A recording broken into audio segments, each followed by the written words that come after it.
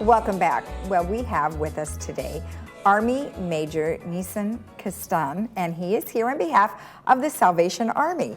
Welcome. I hope I pronounced your name right. Lisa, I've been called many things, but it's so good to see your smiling face again. Great. So did I do it wrong or right? You were pretty close. Okay. Every time we talk, you're getting better. Oh, great. Well, thank you. I'm so glad I'm getting closer.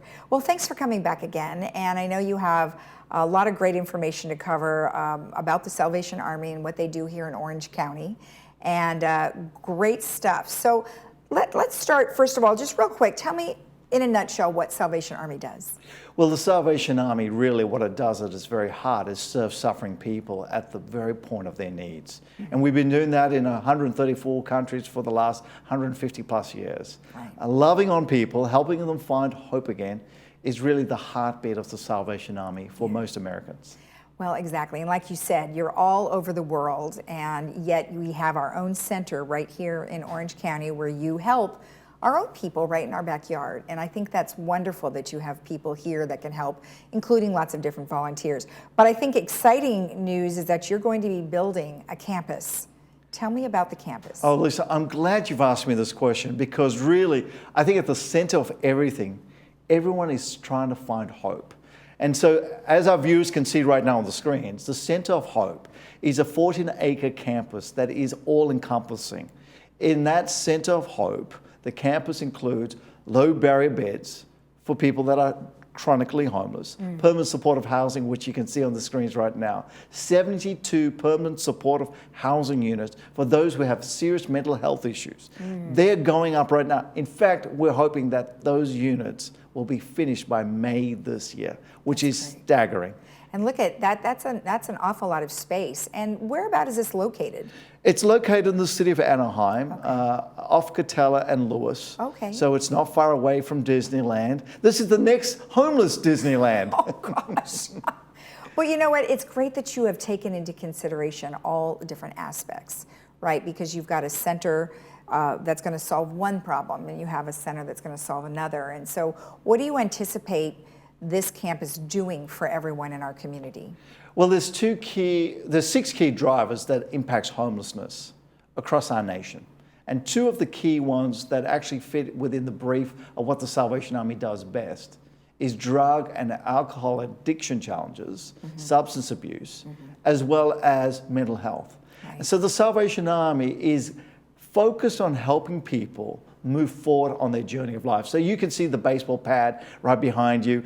And the first step is what we do at our 325 low barrier shelter facility, which is helping people that are chronically homeless actually get triage as they come off the streets, as they come broken, in a mess, mentally unstable, and all of those challenges. We help them at that first initial step. Okay. And then the second step is what we call our transitional stage. Whether it is that you just need housing because your situation is housing affordability has been your crisis. So we'll get you into housing. If you have a mental health challenge and you can't get stable housing, our permanent supportive housing program will help you find your way there. Right. Third base, reintegration, getting you drug-free, back to work, serving others is the measurable outcome of the reintervention process.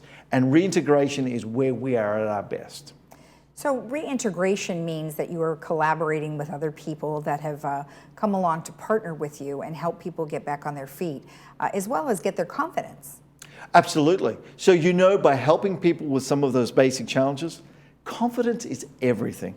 I know with my own children, when they're confident, they do better at exams. When they're confident, they do better at life with others and social scenes. That is no different from homeless people. Many of our homeless have lost their confidence. They don't know how to smile again. They don't know how to communicate with each other. They don't know how to look someone in the eye and be able to shake their hand. The very basic things that you and I take for granted, our homeless struggle with. So that's why we're helping them reintegrate back into society. And that at times can be a journey.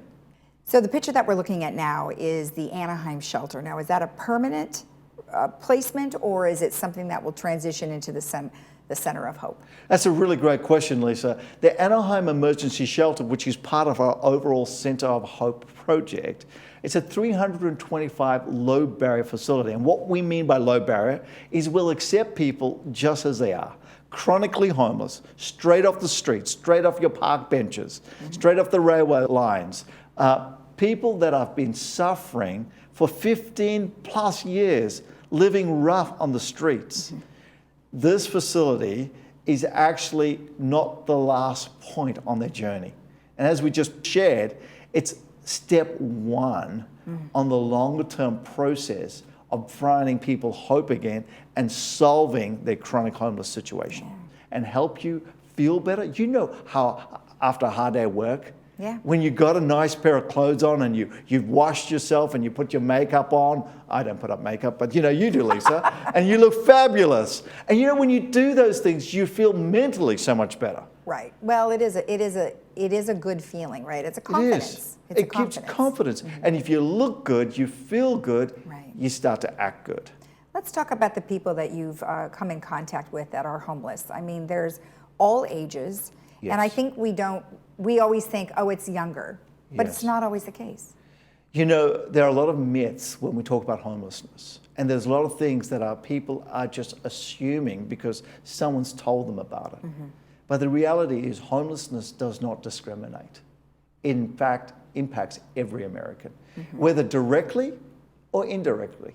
I'm hearing more people saying, hey, my child's homeless. Actually, my aunt was homeless. Actually, my grandfather was homeless. Homelessness is cross-generational. It crosses ethnic bounds. It crosses economic bounds. I know wealthy families that have homeless family and friends. So it's economically impactful as well. Briefly describe an incident that you know, kind of sticks out in your mind of someone that you've helped.